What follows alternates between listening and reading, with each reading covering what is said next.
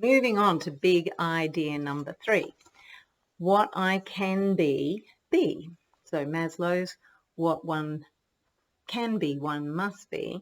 I just felt like I needed to personalize it. And so for me, the very first part of that is around the big 3 times 2. So keep asking the questions, especially around identity. For me, it was a really big plus. Who do I want to be? Who inspires me? And, what would be a quality, a person, an identity that actually really captures who I want to be. I think that's definitely a work in progress, but definitely something that I would like to continue to work towards.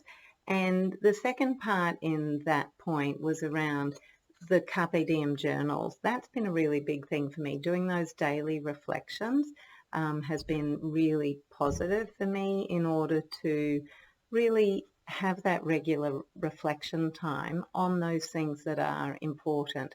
And so across the time I've been doing it, so my 200 plus days now, my reflections definitely come back to they've evolved, and that's a great thing.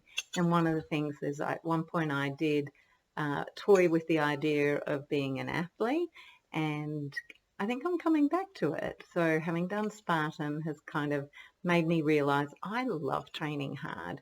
And so being able to sort of embody and embrace that aspect, I think is really good. So go athlete.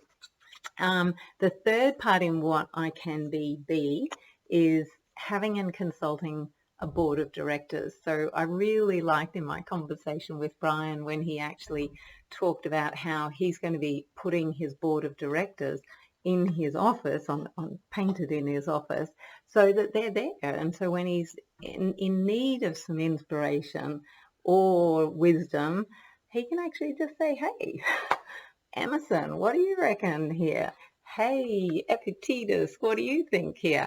And I think that's really cool. So I think that was just a wonderful idea, and that whole concept that Brian has mentioned in the past of the board of directors, I think is really great. So that was step number 3, or big idea for me, number 3, what I can be.